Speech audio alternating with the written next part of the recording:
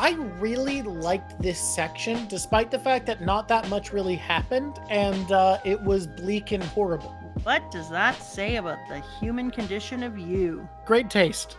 Hey everybody, welcome to the Drawk Show. I'm just gonna pick a I picture, will give everybody. you a picture. Send a screenshot to me so they don't know, but you have to send it to the Drawk Show, otherwise I won't get it. Actually, I can probably set it up my phone. I have a good phone now. I can do. You have a phone? Yeah, I have a good phone now. My old phone was bad. Actually, fun fact, when I go to swap out the SIM card, and when I popped my old phone out of its case, the battery was in the process of expanding to explode and had busted the back shell off of the phone. So that's what I had been walking Drawk. around with in my pocket for like a month. You understand that's really bad, right? Yeah, but it was in a case, so I didn't notice. That's like so bad. That's like taking off a leg bad. You know, you get some chemical burns, you get some acid burns on your leg. With the what's in a Monday? Sometimes I say things and it's like that feels Did you just mimetic. say what's in a Monday? Tell me that doesn't sound like a great phrase, actually. Tell me what's in a Monday isn't awesome. You know what? Do you mind if I just try it out a couple of times in a few Yeah, scenarios? I don't mind. Let me see. Yeah, I went to eat my sandwich, but the cheese was moldy. You know, what's in a Monday? You know what? I already like it. What's in a Monday is such a weird, janky phrase for like coping with something bad happening and just moving on. It's Th- actually quite good. It's very dismissive. It really is. Hey guys, you were just here for the invention of something. Your dog poops on the floor because it has diarrhea and it couldn't wait. You know, what's in a Monday? I think she's got it. What's in a Monday is so good, actually. Okay. It's not a single picture. I'm just warning you. It never is. This is going to be really good. Are you ready? I'm so ready. You sending it? You know what I just realized we don't do that we should do, because you should do this, is having a start that is a good intro to a YouTube video. So what do you think we should do about that? Okay, hear me out. Hey everybody, welcome to the Drawk Show. If you're new to this series, me and my mom are reading through Berserk. Oh, hey Squishy, how's it going? We're reading Berserk. It makes me happy all the time. When we're done reading it, I'm like, oh, what a shame. No more death and torture. I love it. Welcome to the show, YouTube. Been so long that I don't think I remember what is supposed to. You still haven't sent me the picture, I'm noticing. It's 4. 4 pictures. This arc is great because this is the arc where the entire world is drowning in plague, death, oncoming war, and has been given a prophecy of hope from a dark angel that wishes to conquer the kingdom that he once served as a knight for. Meanwhile, our main character is thinking about his ex-girlfriend. And that is a very dismissive way to put it, but that is what's happening. Can I send it to your... Literally anything. What I need to happen is to have the pictures. And currently what's happening is I don't have the pictures. I sent them. I'm sorry, what? I'm sorry, what? What the f***? Why is this the agenda today? Alfred. I don't think I've ever felt worse about your choices. The part sticks out for me, Drawk. Oh my god, guys! I hate what's happening today. Welcome to the bad episode of Berserk. I'm excited. What are you going to do? Here's my hope. The series of pictures that I've chosen, which is a group of 4 that go together, that must go together. They must. Oh, I have to include all of them. Yes. I was hoping I could just do like 2. No, they don't go together in the manga. And I was like, you're a coward. If you're going to do that, let's just show them. Let's just put them together. Jesus and Christ. so when I chose them, I thought to myself, maybe the good news is this will change how Farnese sees her side. Maybe that's what I'm finding interesting is Farnese, e-girl Paladin for the uninitiated. I love that this feels like a test from the author about her character, because we see that, like, for whatever reason, her BDSM inclinations seem to also be connected to an empathy response, which makes sense because she also whips herself and is like, yeah, that's pretty fun. But because of that, she is someone who has a lot of empathy. She is constantly feeling the suffering of others, and not just when it comes to torture and her weird kink. Sure, she's getting off on a lot of horrible stuff, but also throughout this, we see her genuinely feeling sorrow for other people's sorrow. And I think it's making her character way, way more interesting to see that she is both inclined to feel glee at people's physical pain and deep sorrow and torment at people's emotional pain. And I think it makes her Are a you, way more are you interesting talking character than when about? we only had one of Are those. you talking about sword? What I was talking about was specifically the disparity of her reacting like, ooh, to when she sees physical torture versus reacting like, when she sees emotional pain. She reacts with You were anxiety and talking dread. before about her weird herness, and so and Oh, yeah, her yeah. strange predilections. Well, with all of it, because she whips herself. She has the sword moment that you came up with a name for that you're not going to say again because you don't hate our audience. What? No, is a nice way to say that. It's both that she doesn't get off on hunger and sickness, and that like I think that she is a character with a deep well of empathy. It's just because she is both a sadist and a masochist. That empathy when she sees physical anguish doesn't make her not enjoy it, I feel like. But whenever she sees like the emotional suffering, she actually seems to care far more than most of the people around her. I think the disparity is interesting. It makes her a more compelling character. This was a very disturbing time. I don't know.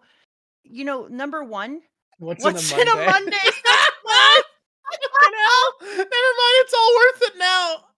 Done in 10 out of 10. You've seen a certain Oh, oh boy. Oh boy.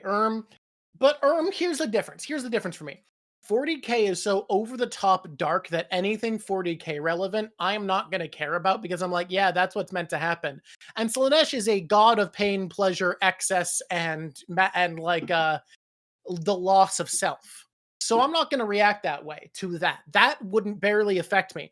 Farnese is just a lady. Farnese is not a monster lost to madness. She is not the embodiment of excess and losing oneself, which makes it way more like visceral, that scene, than anything you could ever do with Slanesh. Slanesh, it's the same as like if Slan, named after the same figure people imagine from what I've heard, if Slan from this, like let me be frank, if Slan was humping Guts' sword, I wouldn't give a shit because I'm like, yeah, that's her whole deal.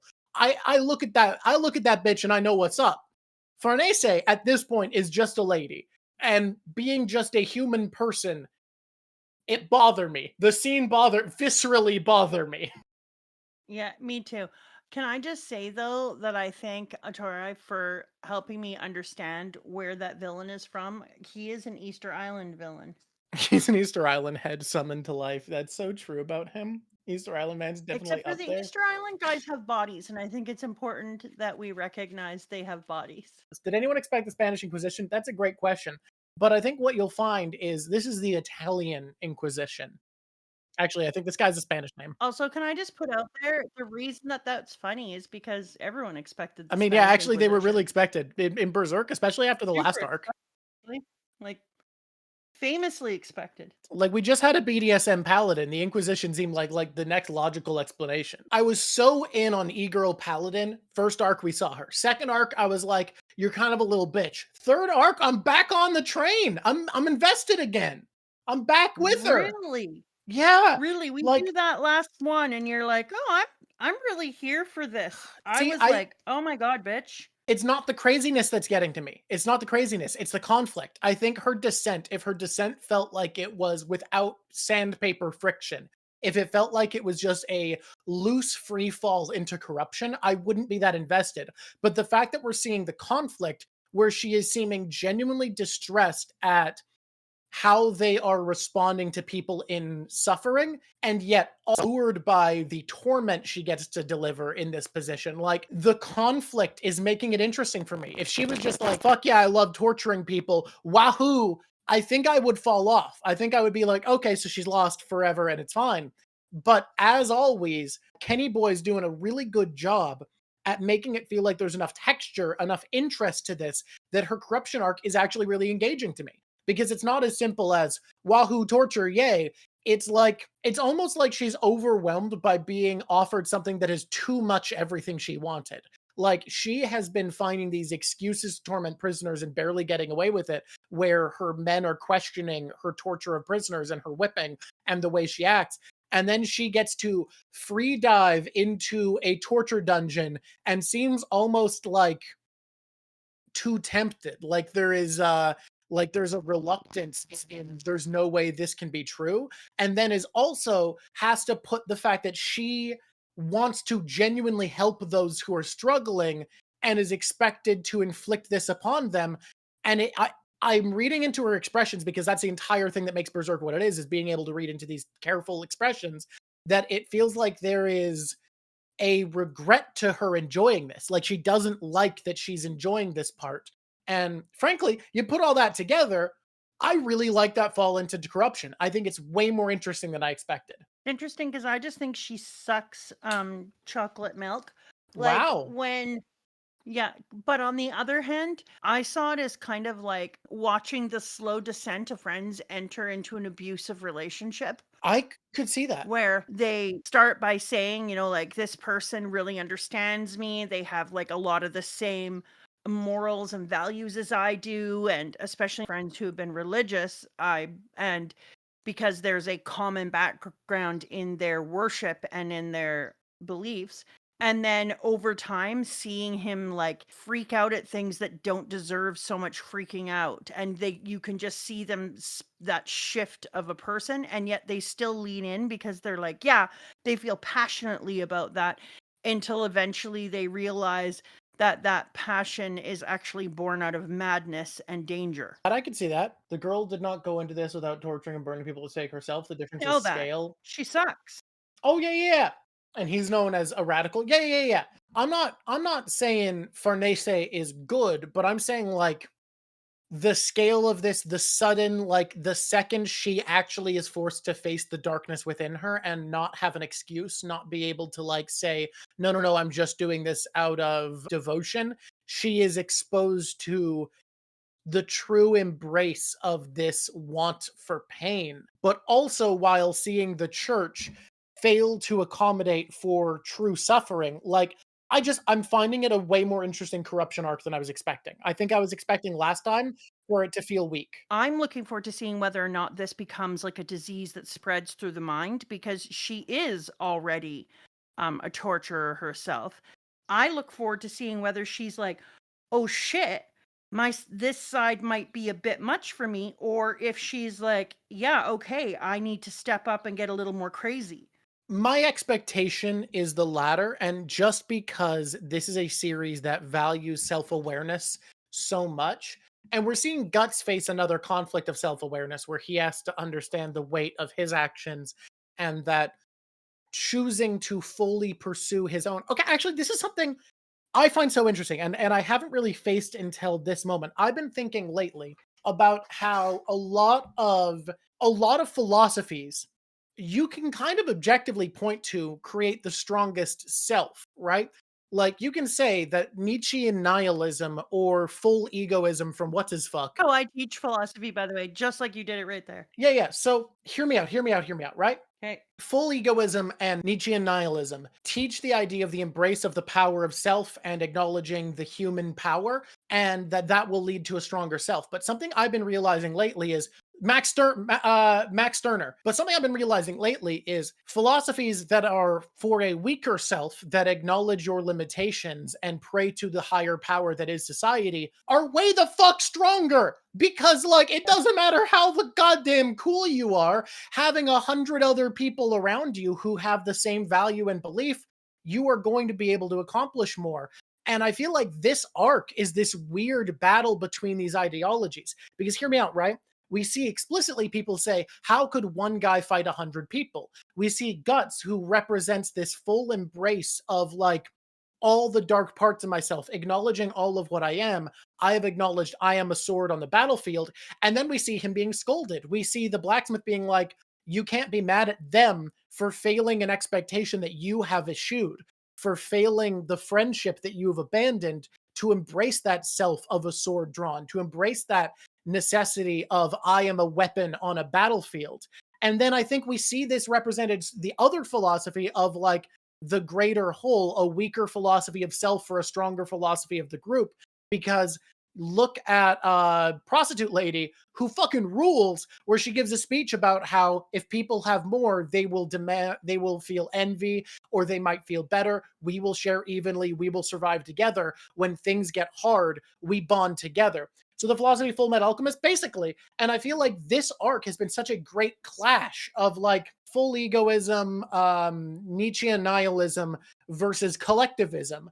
The idea of, yeah, you bond together. You might be weaker on your own, but you can accomplish more together. Which makes Rickard's Hill of Swords for all the Band of Hawks members interesting in that framework. Absolutely. Bad example, Guts is usually the only guy that gets shit done while everyone else stands by. Well, that's because I think this book is actually, I think Berserk leans more towards nihilism. I, myself, communalist philosophies, I think are stronger, but everyone's going to write their story for their philosophy, what they think is stronger, what they think the better way to exist is. And I think that this is a book more about self-actualization than it is about collectivist philosophy. That's my take. But I think that this section at least is acknowledging collectivist philosophy in a pretty interesting and compelling way. I think it's interesting because, well, before I say this, I just want to see if anybody here has. I've slowed down on my reading because I'm painting my house. But has anyone read the Dungeon Crawler Carl series and was on the Eye of the Bedlam Brawl? Because it's funny you should say that, because there was this massive epiphany moment with our one character who was realizing that they ignored the greatest and most important part of the strength of being a human, and that is community. And that because they had ignored that, it put them in a really difficult position.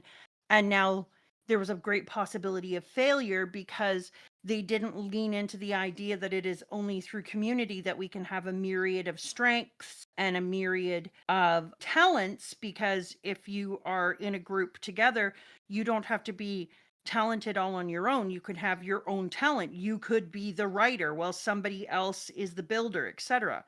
And it was a really interesting moment. But because I had just read that, that's exactly how I read this section that we were asked to read, because I had just come from this place where the character had their own epiphanical moment about it. So I want to point out, I think Yeti Cool Brothers has a really good read on this conflict, where they're mentioning that like how ideals can be silly and distracting, where Guts has felt like he's self-actualized and embraced this lifestyle. Oh my fucking God. But I just realized something that ties into what you just said, which is he's like, yeah, I am the sword. And yet a sword needs a blacksmith. He needs to come back. He is rusted, he is cracked, he is near breaking, and he must be reforged. And his sword, the embodiment of him, is reforged by Goatot, but Guts himself is reforged by Rickard, by little girl. What's little girl's name? I like how important women are. She doesn't get a name. I mean, look, there are important women, and their name is Casca. Jesus God. I mean, the queen was important. Charlotte's important-ish. I like Charlotte. I like Charlotte as Yeah, but Cracks in a Blade is exactly it. And that's how I had read it, because I had just come from this place where he was like, I can't be everything. I can't be every expert. I can't be everything. And the other thing he said that he realized is we are pulled apart in loneliness. If we go on our adventures and if we go on our quests and they are only our quests, that loneliness is the thing that ends up making us fail. And it is only through community and realizing our place and strength within community that we actually progress and achieve. By that logic, this is nihilist, but it's not full egoism, because full egoism is about the idea of you are all you can trust on, full power of the self. And I think this is Mura, this is Kenny Boy drawing the line and saying you stop at nihilism, you don't go full egoism, because Guts has now reached the point of self-actualization, that he has fully accepted what he is, what his place is, if he is to be this thing. But now we draw the line at the new realization of Guts realizing what he is means realizing what he is not. The sword is not the blacksmith. The sword is not the farmer. The sword is not the caretaker. He is none of the things that are needed for anything beyond the slaying. He has reached a point of fulfillment of self that he knows he can accomplish more than anyone else by embracing what he is, but he has also needed to face that there is a limit to what he can accomplish by accepting what he is not. That's really beautiful. I also saw it as him learning that In order to go for a goal, you have to give other goals up. It's kind of like how your mind has to prune things in order to focus. I mean, not our mind because ADHD or ADD, but um, a normally regulated mind has to prune sections of it in order for it to gain strength in places, in order to specialize. And it was like he realized, not only am I not the blacksmith, but I probably will never be the blacksmith because you have to be Rickard's age to come into it.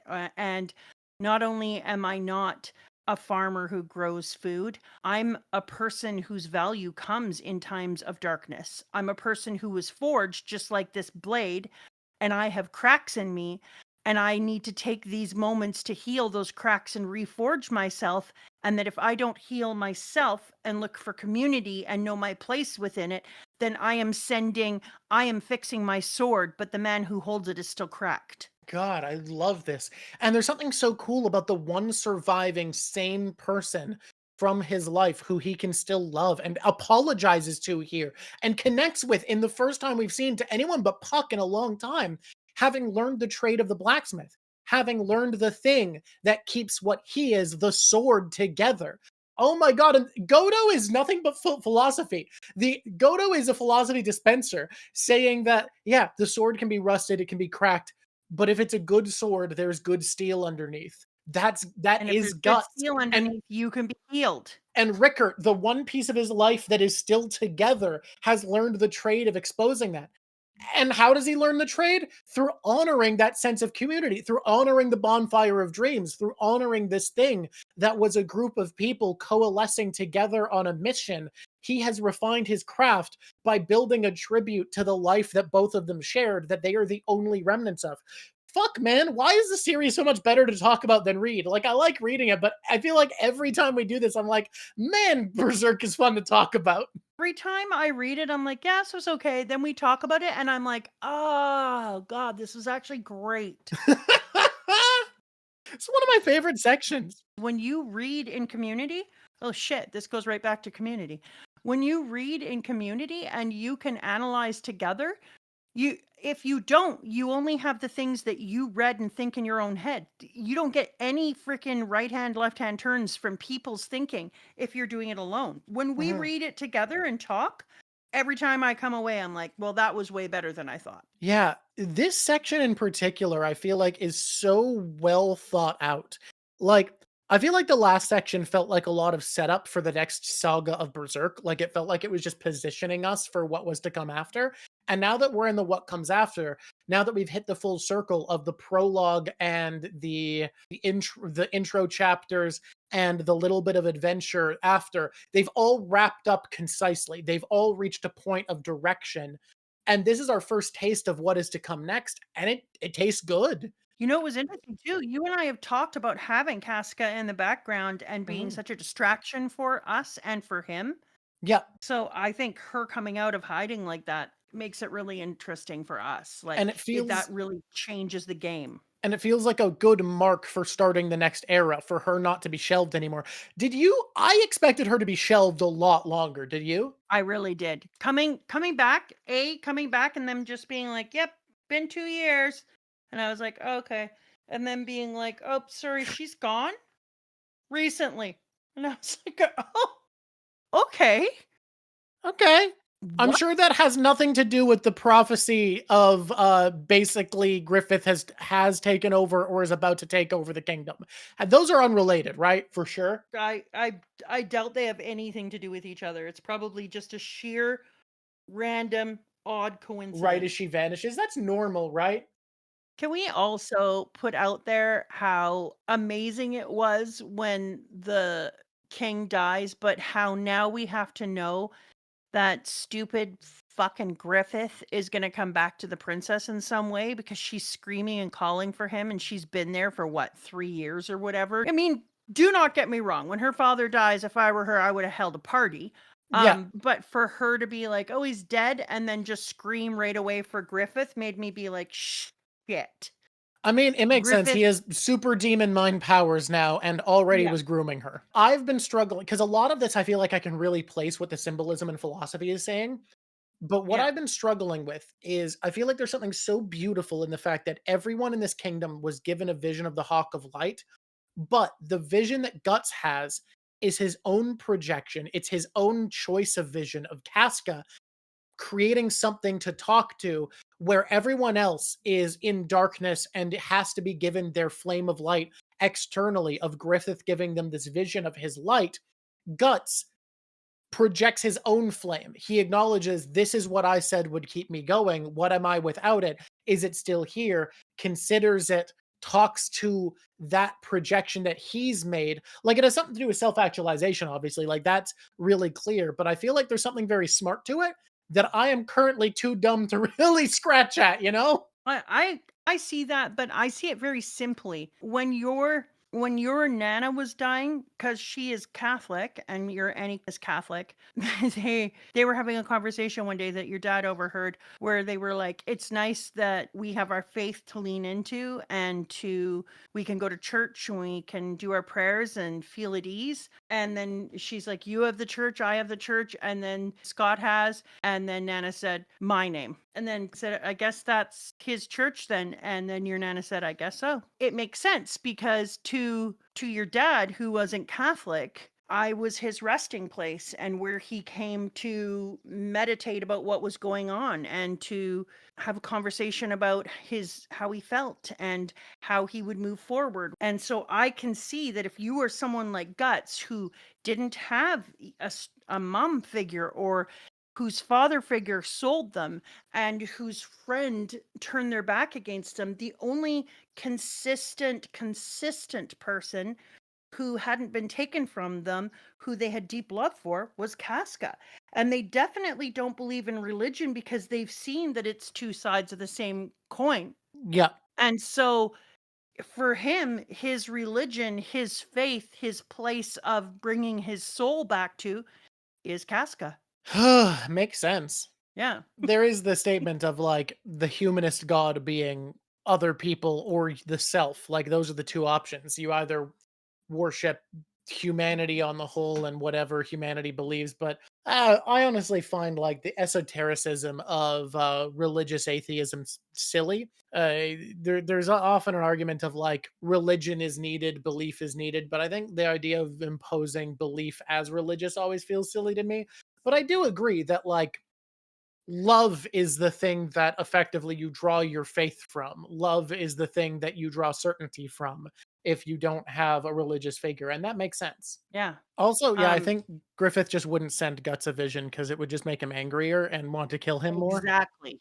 Like, I will send my vision of the Phoenix to all in the kingdom except one guy. I'm not gonna send it to that guy. Griffith can burn in hell, except for he's not. No, he's not. I think the hell seems kind of chill actually. Doesn't seem that hot. I'm not gonna lie. Yeah, he doesn't seem to be getting a lot of the burning sensation At some that I point was in this hoping for. convo, I have realized something weird. What is it? He's had sex twice, and once was with a demon that he killed. It's not about the amount of times he's had sex for me. It's that 50% of them are with a demon that he killed. That's the part that Yeah. feels weirdest to me. I think what's weird is that it starts with him having sex with this demon, Yes. and that's an odd way for it to start when really he doesn't have a lot of sex. Okay, people pointed out. I didn't just realize that. I knew before that demon was the one that killed Corkus, but it's kind of funny to think about that Corkus died wanting to fuck the demon that ate him, and then Guts gets to one-up Corkus one more time, both by killing the thing that killed him and by sleeping with her. That's a true story. Corkus really gets I to don't know get if one that's up. the kind of one up that I would want to go for, but it is a true story. I mean, it's kind of on both counts, though. Like, you'd both want to kill the thing that killed you, and he did objectively want to sleep with that demon. Yeah, suck it, Corkus, is what I'm saying. Gross. Do we have to keep saying his name? It's making my stomach hurt. I'm glad that Rickert is the one who survived of the Band of the Hawk, because can you imagine the series if Corkus was the one tie we had left of them? Corkus's Field of Swords. The Corkus redemption arc goes so hard, guys. You don't understand. I want to skip ahead a tiny little bit to talk about the prostitute. Let's talk about her. I brought her up earlier. I did bring her up. She's great. She rules. I mean, I know we're supposed to go in some sort of order, but what if order is not necessary? Hey YouTube, suck it. You guys want order? I want make timestamps. You got to make timestamps in the comments. And write the machete order to watch this video in. Luca's her name, right? Let's talk about Luca. Luca kicks ass. She is so freaking cool.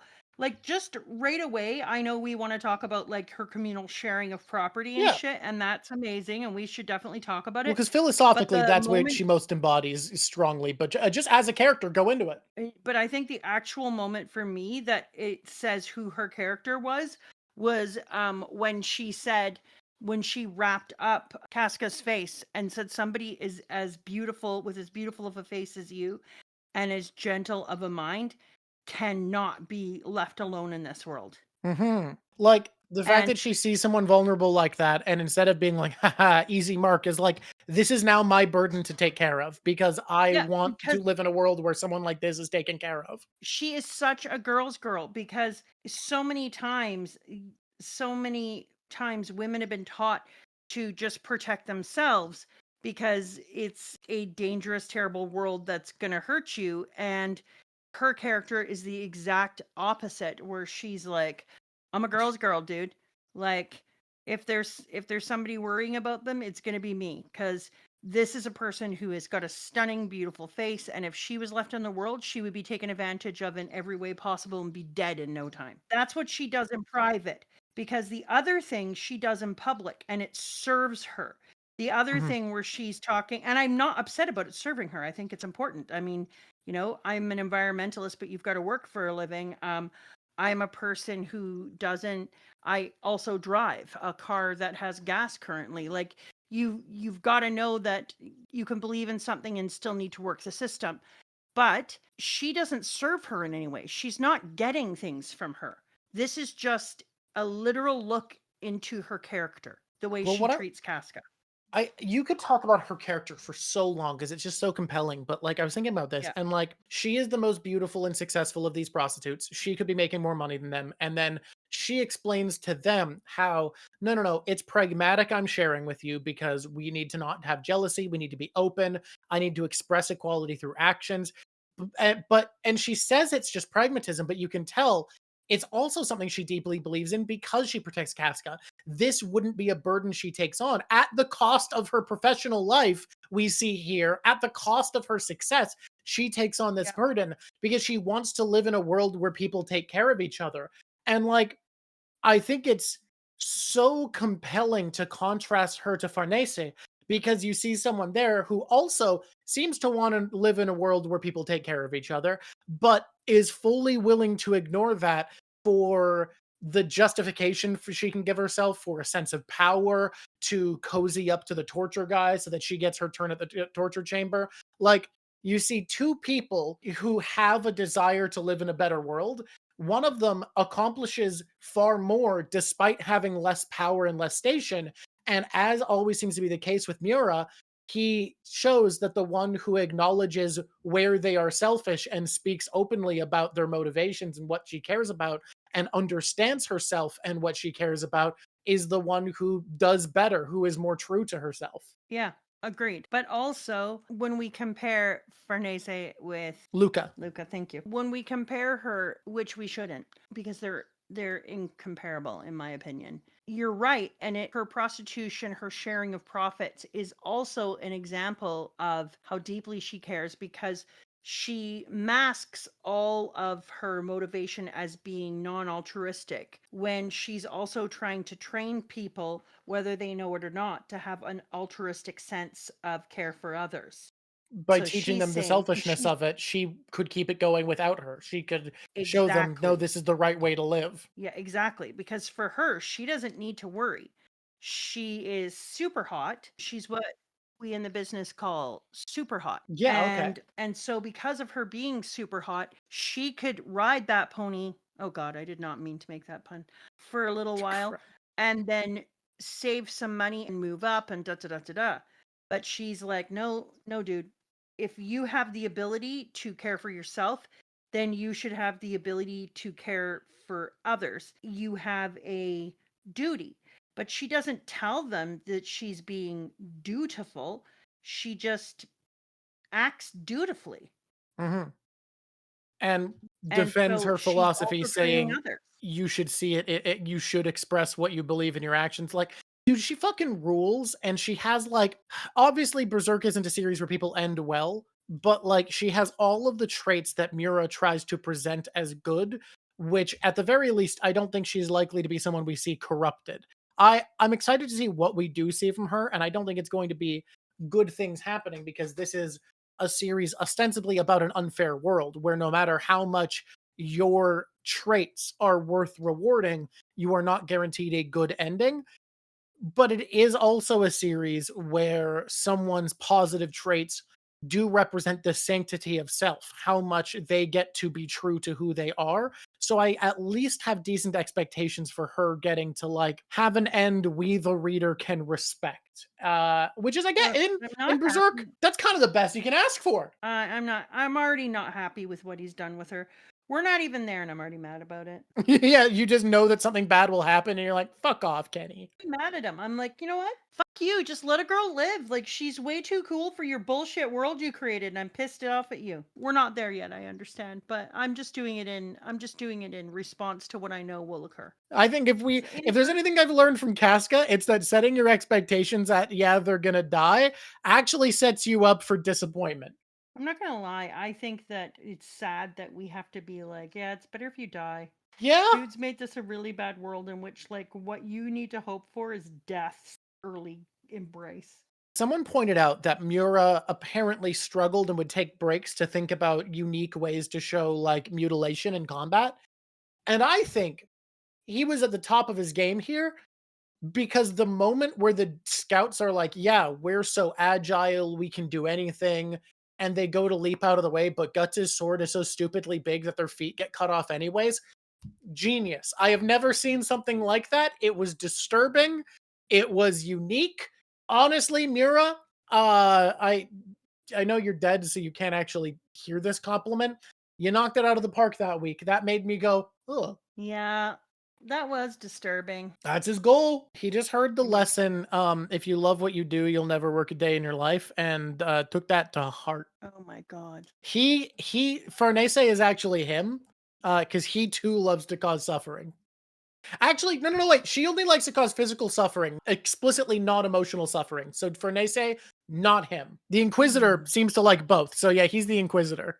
And he was apparently a really big dude, so that checks out. I really liked this section, despite the fact that not that much really happened, and it was bleak and horrible.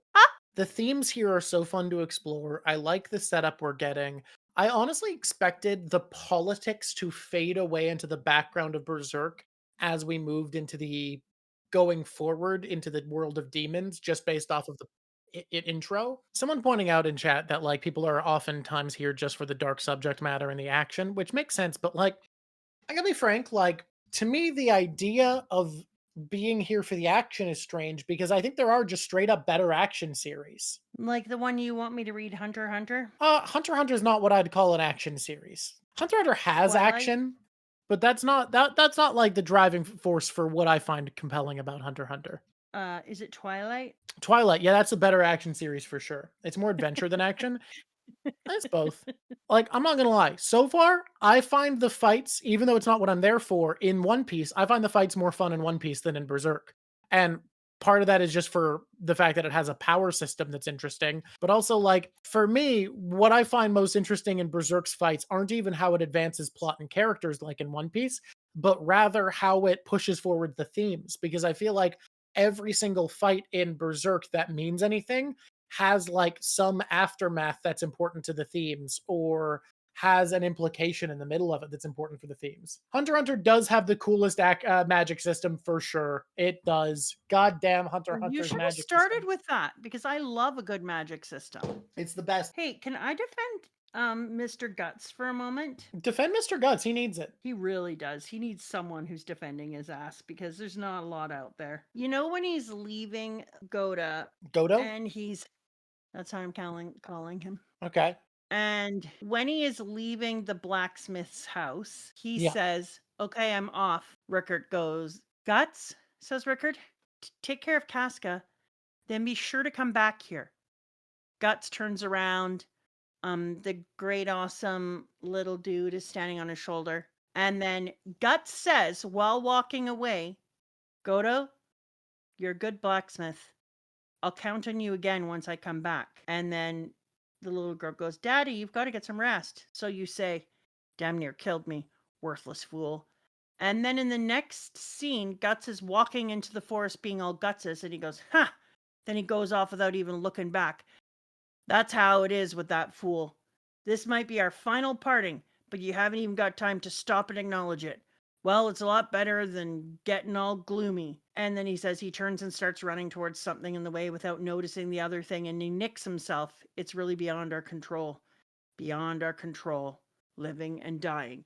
But I was like, dude, he literally stopped. This is why I thought it was worth talking about, because when there's inconsistencies, I like to be like, okay, did the author have a reason for this?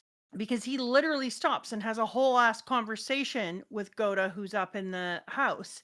And then Goatot calls him out as in, couldn't even take the time to say goodbye to me properly. Where you know what Guts did in that moment was say goodbye to you.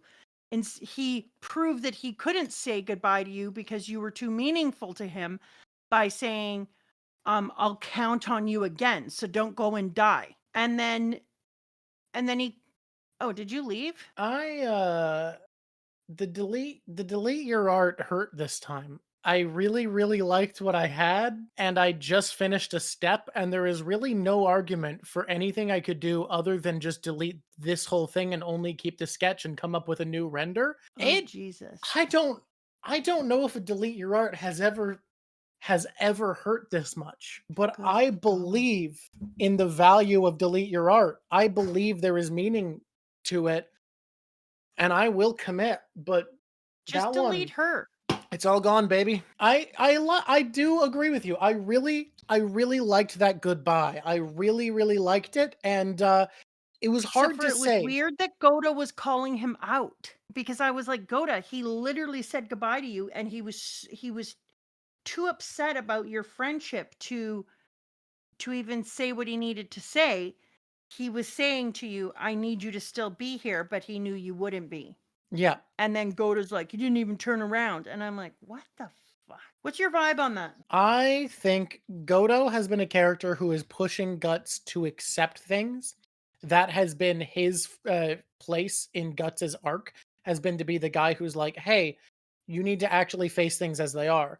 He was like, yeah, you are the sword on the battlefield, accept what that means. And I think he knew exactly what you were saying, that Guts was not in a place where he was accepting that he wasn't going to be there, that this was their final goodbye, and wanted Guts to face that. Didn't like the fact that he was lying and saying, hey, be here when I get back, I need you. That, like, he wanted Guts to acknowledge, to turn around, say goodbye, and acknowledge Goatot wasn't going to survive this. Because pushing Guts to Yeah. accept reality has been Godot's place. Yeah, I would have liked to have seen some growth for Goatot, is what I was thinking. I would like to see Goatot recognize Too that bad he's dead. the reason that Guts couldn't turn around was because he couldn't look him in his face and know that this was their last time. So I would have liked to see the growth in Goatot, where he had called out and said something like, if I'm not here when you're back, trust in Rickard or something. I don't know. I don't know what I'm looking for, but you know a thing. I'm looking for a way that Goatot would have connected himself to the next generation in order to keep the line open for when Guts comes. I could be wrong. It might not happen, but I believe he is going to say something for Guts to Rickert before dying so that Rickert can pass that on. Yeah, I hope he does, because I think right now that's a loose end for me, and I would have liked to have seen a connection. Yeah.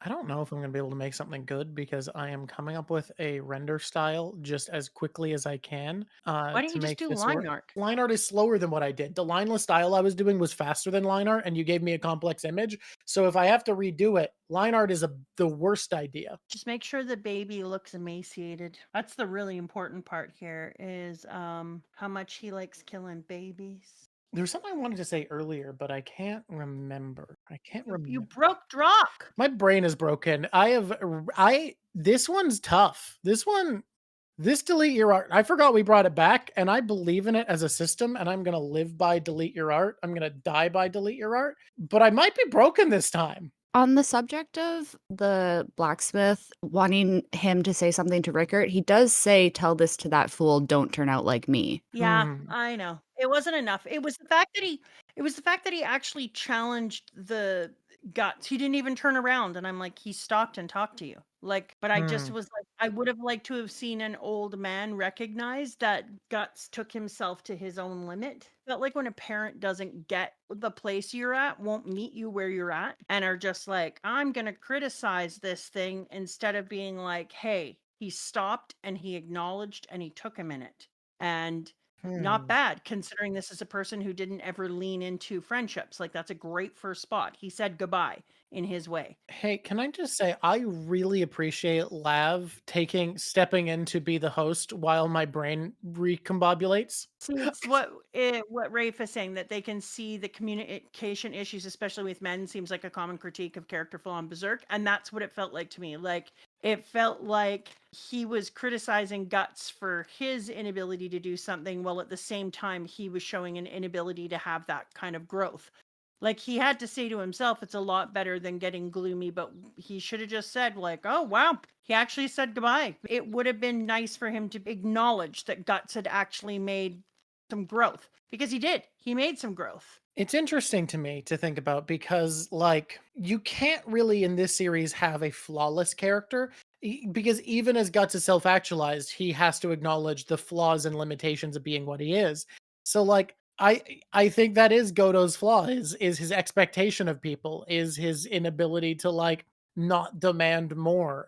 He doesn't see people where they're at as meaningful. He just keeps demanding better, which makes a lot of sense when you consider he is a blacksmith dealing with a man who symbolically is a sword. I think that being his flaw of always seeing the flaws in his work, always seeing the failures in the structure of the metal he is refining, I think that makes sense as his flaw in their relationship. That I can live with. That's why I wanted to talk about it, because it is a flaw. Like, it is a flaw to do that. I know, because I have a tendency to be hyper vigilant, and so I will say things to people like, oh, don't forget to grab this, or make sure you lock this before you do this, because I'm always seeing the worst possible scenario, and so I'm trying to be 3 steps ahead of things, and make it so that person isn't going to stumble, and take care of it. But that's also a flaw. Like, does it save things? Sure, I'm sure it does many times. But at the same time, it means that I'm not recognizing that other people can be vigilant over their life, and they live a perfectly fine existence when I'm not around. But I'm just incapable of not doing it, because I'm like, what if I don't say it and then this thing pops open and they end up getting into a car crash? You know what I mean? Mhm. And so it's a flaw, and I needed him to recognize it. I love the idea of it being that he sees himself as a pseudo father figure in Guts's life, and that he, because he's a blacksmith, sees that as a flaw that also needs to fix itself still. And then he's like, God damn it, I'm not going to get to come to the end and see the fruition of all my hard work. Mhm. And then if your idea is in there and he sees him like a sword, that's also kind of cool then, I think it's because both. I think he's a yeah. surrogate son and a blade. Oh, I agree. I agree, but I'm saying it also works then as a metaphor that I can buy into, because then it also shows that he at the end of his life wasn't fully fixed yet. So him being upset about seeing Guts not be fully fixed is okay. It reminds us that even when you're at the end, you're not always going to be all the way fixed. Hmm. You're still going to have your own flaws. And that I like. Yeah, I think I don't disagree that it was rude, but I think it's rude that is really understandable with who he is, and I do really like the scene of the goodbye, Yeah, and I think it I is sad liked that it. Goto will probably die before Guts can see him again. I was like, I like it, but I want to talk about it because I was noticing that it's still a flaw in him. When you're in a manga, the author makes intentional choices in a very limited space, especially an author who's using mostly images. Mhm. And so that's why I was like, it feels like an intentional flaw that he's putting in for this character. I want to move on to something else that I noticed in this section.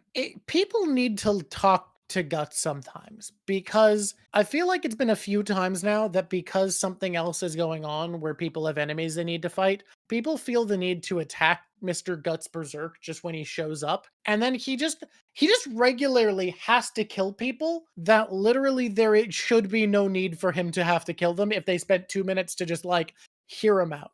Because, like, the dudes from Foreign Nation are like, another soldier, we got to attack him. And Guts is like, please don't. I'm literally just walking through fine. And he kills them, and more guys show up and like, we got to kill him. He killed our soldiers. Like, please stop. I've just walked. Fine. So goddamn often he walks alone. People are like, that's an enemy soldier. Completely agree. Oh my God. Someone brought up Puck. I love the scene of Puck talking to Rickert and learning about who Guts was before his trauma. I did too. But was it before trauma though? I mean, Rickard may have thought it was. Well, before trauma 2. Before, when Guts was just on trauma 1 and hadn't unlocked trauma 2 yet. When only he had been serious and didn't have to watch somebody else. Yes. Because frankly, that does actually usually scar someone more, is to see someone else you care about go through something that you know how bad it is. I never thought about that. Holy shit. Wait. I never thought about how important it is that it wasn't just a scene of something happening to Casca, because that would be traditional, like, sexist writing of, oh no, the love interest. But the fact that Guts had already gone through the same thing made it so much worse. Because, yeah, that is one of the most scarring things for someone, is to see someone you love go through something that you personally know is horrible. And, yeah, wow. Yeah. Things are harder when you actually know how hard it is to go through something. Man. Things are harder when hard. Things are harder when hard.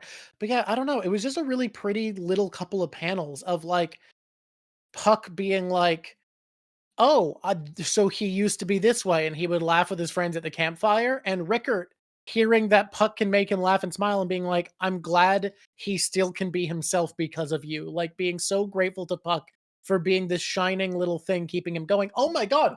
And then that happens right before Guts thinks about Casca and is like, but you were supposed to be the light that kept me going, not realizing, because he still has a friend traveling with him, whether or not he wants to acknowledge it, he does still have something. He does still have someone who cares about him, who could keep him going. It doesn't have to be the idea of Casca, because he still has someone who cares about him, traveling with him, being part of his band, sitting by his campfire, tending to his wounds. And Rickert sees that. Oh my God, that's so good. Rickard. You like Rickert. I've always said Rickard's the best of us. Yeah, for sure.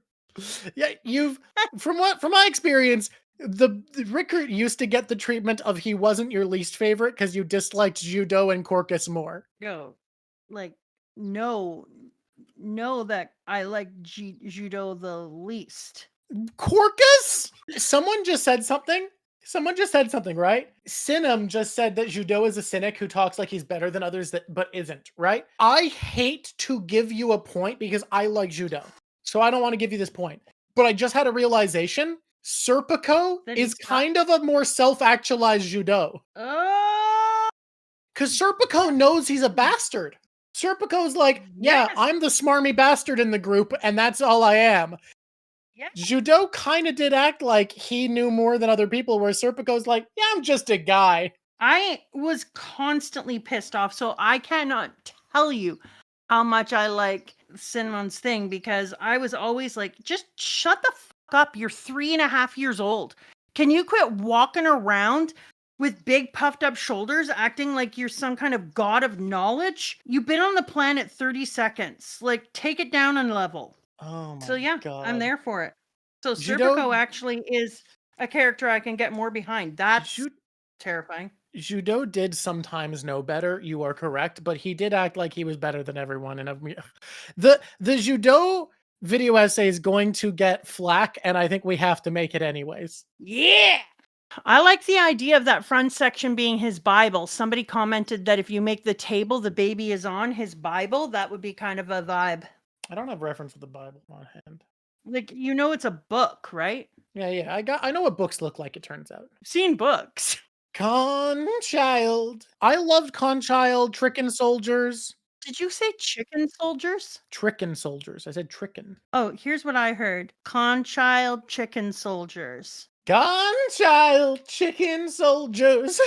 So, Oh, wait. Is I it just just me? Or did I just hit a new Doobie Brothers song? For a second, I thought Conchild was gonna join Guts Berserk in his merry adventure, and he was gonna traumatize a little boy for once instead of a little girl. But instead, the little boy was like, "That was totally wicked!" And then Guts left. He leaves little girls traumatized and little boys motivated. we spent a lot of time with the little boy in that short time, not to see him again. But that kid was amazing. So hear me out. Yeah. Here's why I like that kid. I don't know if you've been reading this manga that I'm reading called Berserk. Yeah, I have. It is so depressing. Like, here's what you're thinking. You think that I'm saying, like, that it's pretty depressing, but, like, Yeah. you need to capitalize all of those things. And so when I saw this kid was acting like characters in other books and mangas and movies act when really, really horrific things are happening. We're used to the people in regular mangas and stuff, well, especially me, because I read the One Piece and some other mangas. You're used to people, though, acting like, yeah, this sucks. Okay, what am I going to do to survive and stuff?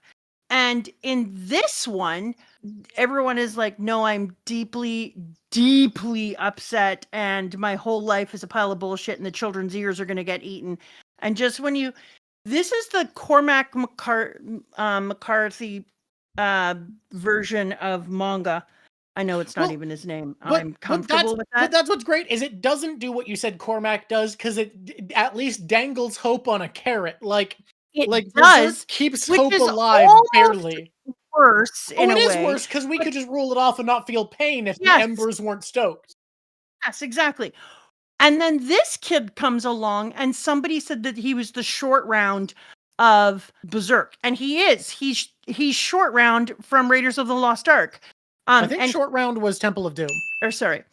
He literally is this funny, hilarious kid who is like, is everyone starving? Starving is hard, but I've poisoned your food, bitches. You'll never get one up on me. I'm gonna eat this good food. You little cows. Oh, who tried to take them over and hurt them? It was these guys. Oh shit, these guys are actually here. Am I predicted in the future? This is hilarious. Oh my god, who's that dude? Holy shit, that dude is cool. And it was the first time in this entire manga that we met a character who didn't seem to be mentally fucked from living in this place. Like, this kid's just rolling with it. He's like, I got everything I need. Like, if fucking the God Hand reached out to this kid and were like, I can offer you the castle, he'd be like, who needs a castle? I got scams. I really felt like we met this kid, and I was like, oh, finally, I've met a person who lives in this shit world but seems to be coping with it in a midway. He's doing it. Okay. I also love him being like, wowee, what a cool fight this is. And then being like, hey, get your fucking head down. What are you doing? What are you doing? You trying to fucking die? Exactly. Come on.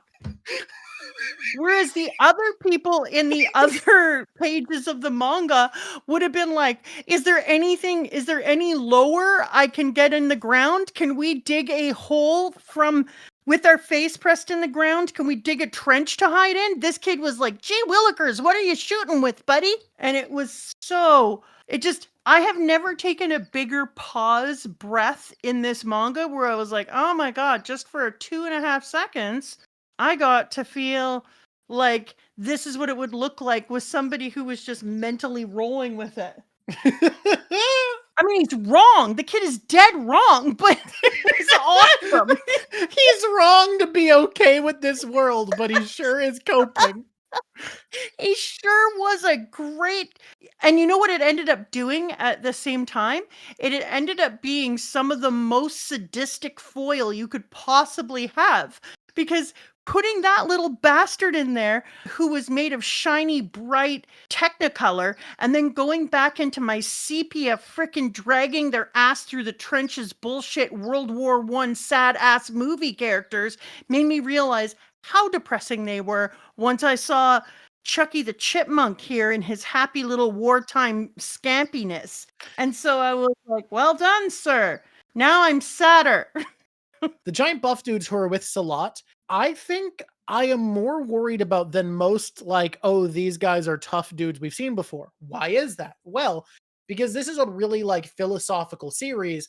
The thing that makes Guts so strong and threatening is self-actualization. We keep coming back to it. He knows who he is. That's where he gets his strength. These dudes represent like meditative philosophies of achieving higher planes of higher levels of existence by fully knowing oneself and attuning with oneself. Like, this is a cross of philosophies that I feel like would be a stronger source of power in the setting that is Berserk than basically anything I could think of. Like, I don't think they're Guts level, but I think they are going to be like an actual threat, maybe not, if not to Guts, to people around him. Interesting. Also terrible. Thanks for that. I mean, like, they got the power of self-actualization. They did it through like yoga. I don't like Silat. You liked him before. They are fightsin' and fightsin', and the one dude is like snippity snap snap. He's very feminine in his approach to coolness, so I enjoy. I mean, similar to Griffith. Yeah, but cooler. He's got a cooler look than Griffith. And he's also wearing coal around his eyes, and that's also cool. Number one outfit of the day, Silat. Let's be honest. That is the drippiest drip in Dripville. What's changed about Silat since you liked him before? Okay, let me speak on it. I dislike Silat on one level. He has a bombastic side eye. Whenever he's saying something, even if it's like a thing that is a perfectly normal thing to say, he has to do it with a Kubrick stare. He has to like shift his chin down and then lift his eyes only and be like, yes, well, I think we should order a salami sandwich. And I'm like, you didn't need to say it that way. Like, you could just say it. I will say, and I see it. And it's not like he's Thank you, Rafe. He's aura farming. He's out here like totally just being like, let me be dramatic and sneaky and bombastically side-eyed for no reason. And what I will say is he is not the only person in this manga to have that energy. Like, obviously Serpico, every time Serpico talks, I'm like, every time Serpico's on the screen, you're like, oh my god. But the thing is, Serpico being in a position of deference pulls it off better. I think both of them are aura farming. I think you're right. I do like the earnesty that they're like, why shouldn't we attack them? And Silat's like, I mean, like, you probably would win. And they're like, cool, let's do it. And he's like, no. Some of you would for sure die, though. That was nice honesty. You could win. Yeah, like, not all of you are making it out, and you're valuable. Some of you will please don't. Berserk has a tier of character that's like, you're not an arc villain, but you're like an adversarial force, right? And here's where I'm going. I like basically all of them. At this point, adversarial force, but not like an arc villain, not like the big bad. You got Zod, you got Silat, you got Farnese. That's who's left alive, I think, in this role. I like all three of them, and we get all three of them in this section. No. Wild was arc villain. Wild was an arc villain. Same with what's his face, Hatman that I'm drawing here. But like all of our guys in the adversary, but not arc antagonist tier, we got all three of them in this section, and I like all three of them. They're different. They each got their own vibe. Each of them, I'm a big fan. I like Farnese, I like Zod, and I like Silat. You gotta know Zod is gonna come in stronger eventually. Like, that's, for sure. That's a guarantee. I mean, in this whole section, he's like, I miss Guts. That's the only fight I've had worth fighting. God, I miss him. I didn't particularly adore Zod being like, I just need to fight the fight. Oh, you beats me. And then he's like, I'm leaving, but I'm going to come back and I'm going to get you now. And Zod was like, sitting there like, damn, daddy, that was impressive. I'm sorry. I'm sorry. That's what he looked like. Tell me that Zod didn't look like, damn there, daddy. I love it when you beat the hell out of me from the sky like that. So I do believe that he's going to come in, but the reason I didn't like it is because he was our boy who warned Guts. And now I'm like, oh, and now you've warned Guts and that means nothing. And you're going to end up being this Yeah, but he wants jerk to who fight ends up Guts. That's hurting always been his our thing. boy. When Guts was about to die from his sword breaking, Zod was like, here's a sword, buddy. I'm the one who gets to kill you, so nobody else gets to. Yeah, and now he's going to go in and hurt our boy, who he let get bigger because he wanted him to be stronger so they could fight later. Yeah. Blah, blah, blah. Like, you know that. That's obvious, but it doesn't matter. There was something about being like, oh, no, the moment's come. It's like when a kid hits puberty and they get all gawkily and pimply, and you're like, you knew it was going to happen, but you're still sad for them to have to go through it. At some point in the last like 40 minutes, I think you hit a level of fatigue where your brain's filter kind of started to blue screen and now you're crazier. And I'm not saying we should stop. I want that to be something. I want the audience to know that I have acknowledged it because I'm certain they have. Gotta tell you what happens. Uh-huh. It's summer, and so once summer hits, over that first week off as a teacher, you slowly let go of the filter. I sometimes wonder what kind of a person I would have been if I didn't get into public education. Because then the filter wouldn't have been trained. Like you wouldn't The have the filter discipline never would have you been have. built in the first place. Yeah. It's just self-preservation. Think of me like you think of that little scamp who poisons the guards. I love that fucking scamp, dude. All I'm doing is out here just rolling with this crazy. Finding my fun where it comes. Can I say, I am sad that the king had like, kind of just like a death, you know? Yes and no, because it kind of also made me feel like, screw you, pedophile king, you didn't deserve. Oh yeah, like you don't deserve a cool death. I can see that sentiment. Yeah. Like you don't deserve an important death. You deserve to die Yeah. cold and sad. You know what? I take it back. It's actually good now. Okay. I love Die pathetic. So instead of getting a warrior's death or anything cool, he just kind of died. He just died. He saw a And neat then bird and it killed him. And then bye, he died now. Because honestly, an assassin's death would have been way too cool for that pedophile. Isn't it fun to imagine the invading army and Silat is like, I have evaluated their defenses. We can win. I will assassinate their king. And he's on the way to invade and he gets the news and he's reading the paper and he's like, hey, their king died. This invasion going better than expected. We're ahead of schedule. Wow, that makes things so much easier. Like, so much easier. I do need to, sometimes I don't want to say the horrible things our chat says, but I do need to read out loud what Artorias said, which is the Griffith cuck dream was enough that he had a heart attack. My God. Sometimes I do need to say what has been said out loud with my human voice. Oh, squishy. Oh, my Lord. Okay, but because that was just said, I will take no more quarter about my unhingedness. Yeah, can I just say this baby looks too healthy? No, you can't say that because it doesn't. Okay. But look how healthy it is. That's a lie Wait a and you minute. can't speak it.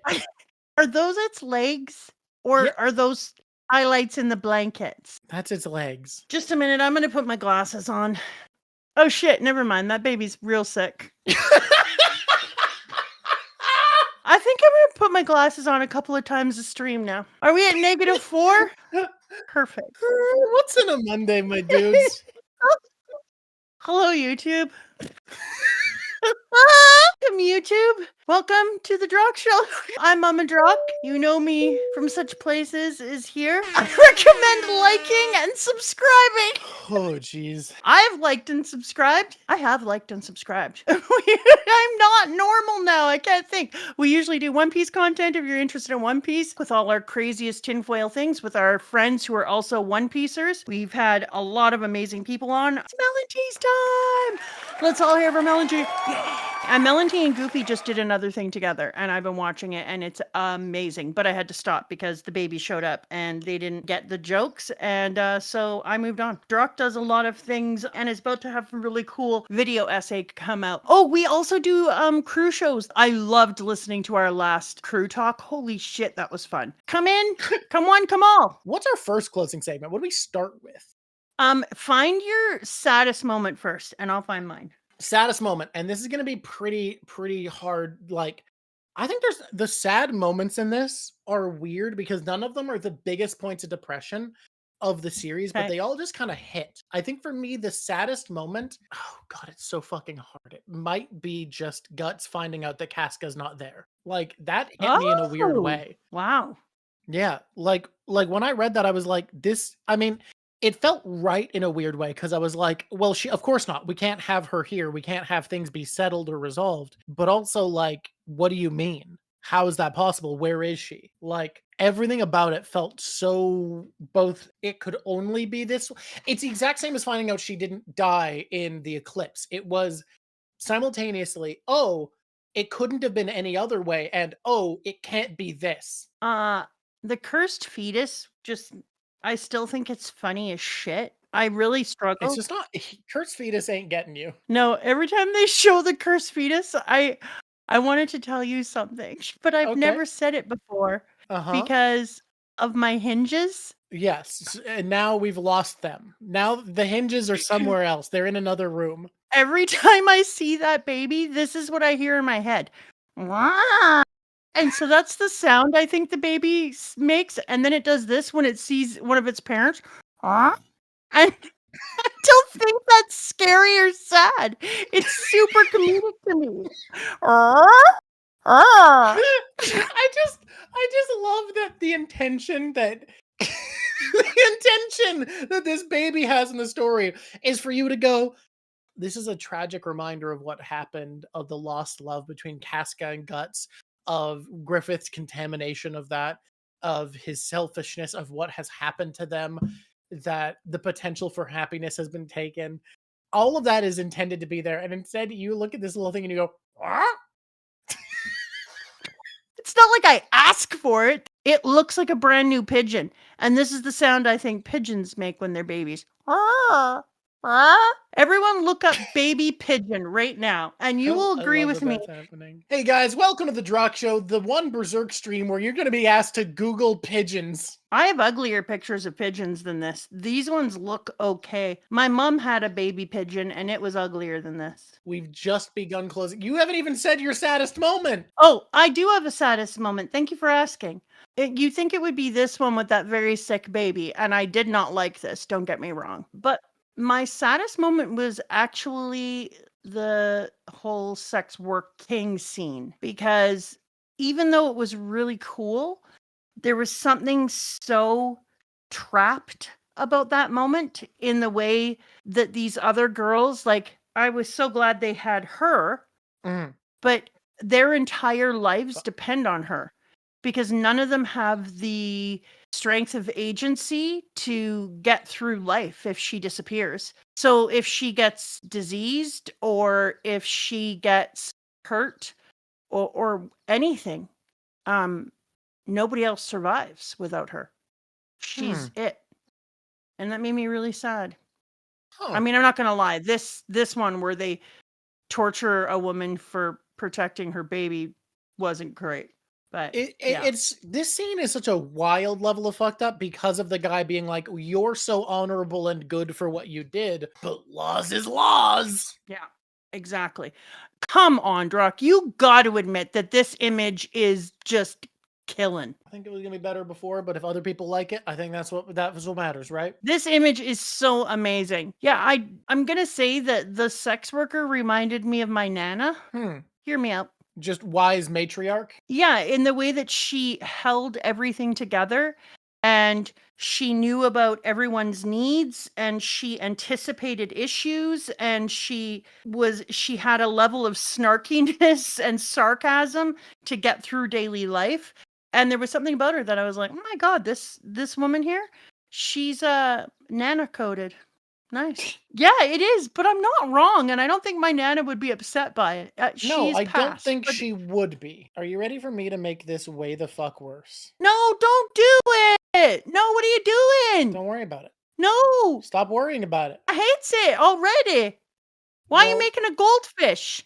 I'm finding a way of including one last panel that you asked for of the 4 that I couldn't include in the composition. No, I don't need it. This is good. Thank you is what she said to him when she took his her child and saved. Oh, right. Thank you. You don't usually write in things, though. Not all the time, but I feel like it fits this composition. It was imagined from the beginning with this being up here. What's your happiest moment? It's weird because it almost made my list for saddest, but that has happened before. We've done one and the same as before. So I'm Yeah. going to say the scene where Rickert and Guts apologize to each other and hug, what made me so like, that's just beautiful. Actually seeing him getting to be human, I loved. I loved that like little connection. It just, what a great little charming moment of like Guts saying, "Hey, I'm sorry for being angry," and Rickert being like, "No, I should apologize," and both of them acknowledging we did fuck up. We were both unfair. We failed our obligations, and just acknowledging each other. Like, oh, I love it. Yeah, okay, I can see that one. Mine is really the little scamp boy. Yeah.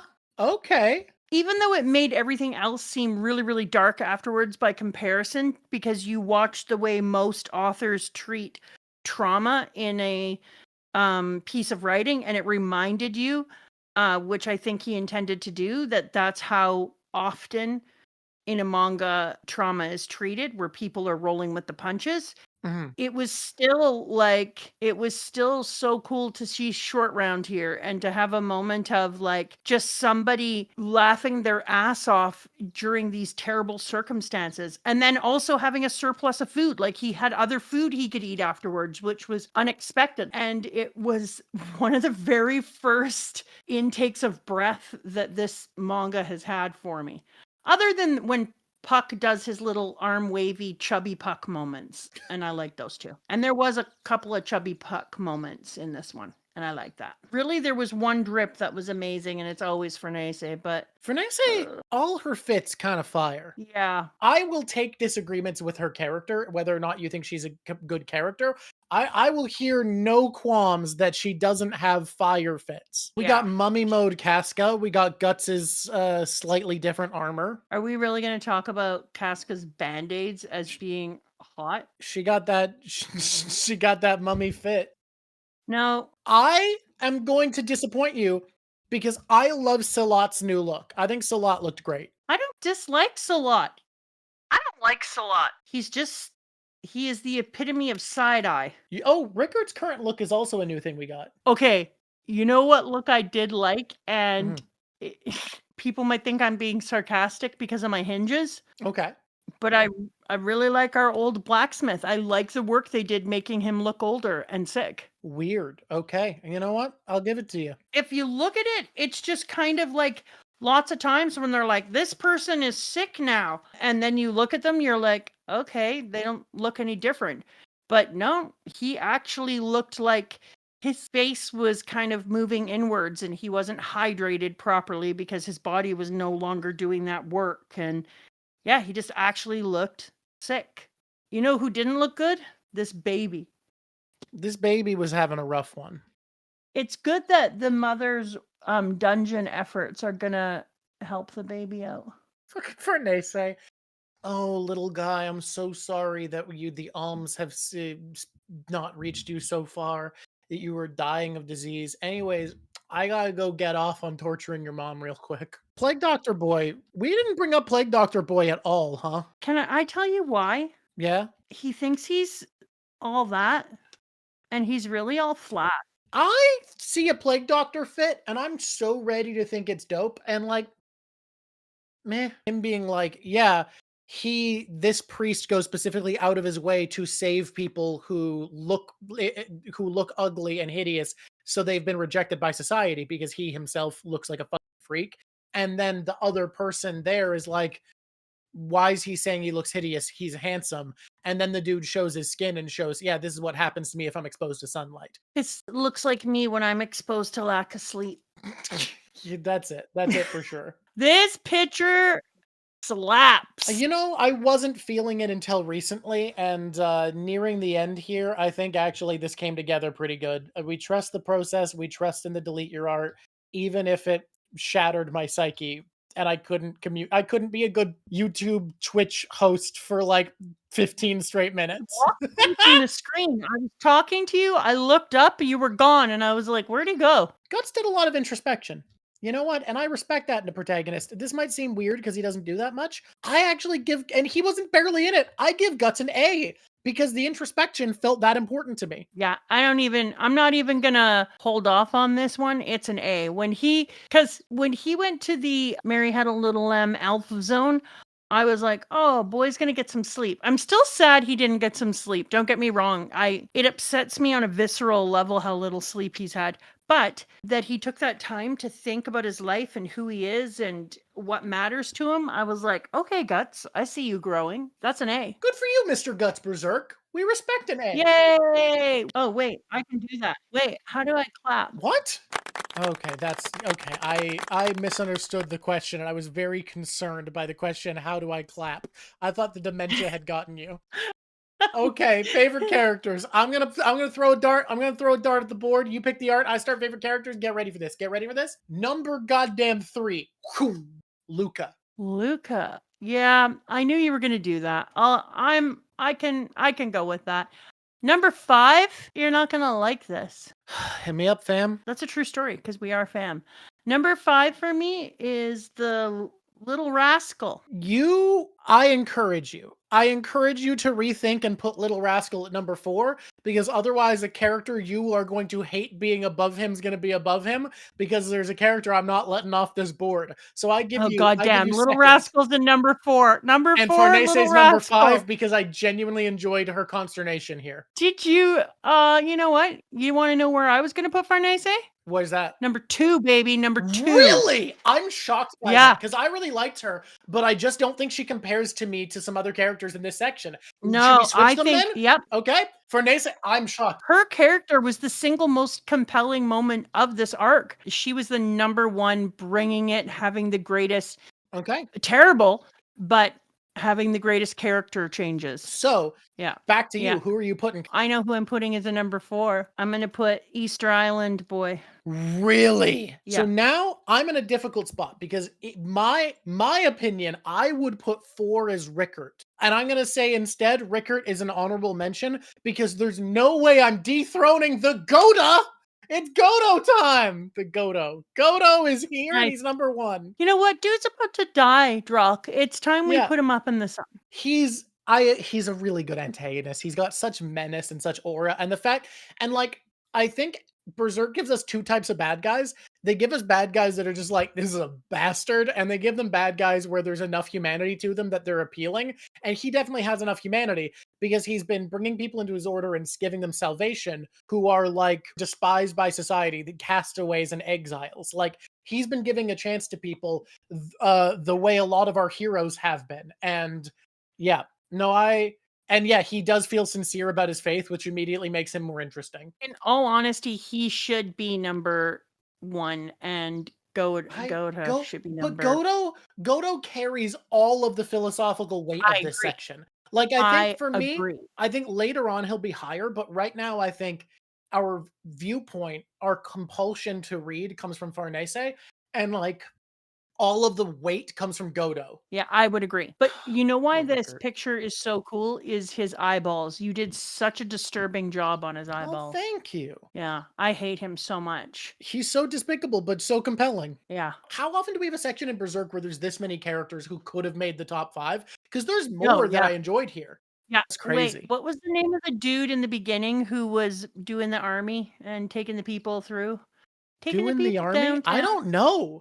The just like guy who looked normal, handsome, default character creator number 1 guy. Yes, he went to the city that was sick, and then he saw how upsettingly sick and hurt people were, and then he ran off to do something about it. Yeah, he was a great dude, and we didn't even mention him. Cool guy. Toby comes back. Lord Lavin. You know what's interesting about where we're at in Berserk is now that the kingdom's getting darker in general, I feel like Berserk is more willing to show us good people, like normal good people, or at least good-hearted evil people. Like, we're getting more of that gray, where I feel like when things were better, basically everyone was kind of a bastard for a while. Yeah. They were. And even our villains now feel very like you understand the humanity in them. I guess they've always been good at that in general, but I don't know. It felt like it was easier to just write people off as evil before. I guess because we were in a military arc, we were going through so many temporary bad guys who were like, yeah, this is a cruel, vindictive mercenary. Like that was such a common thing we were facing. And now a lot of our background antagonists, rival forces, and etc.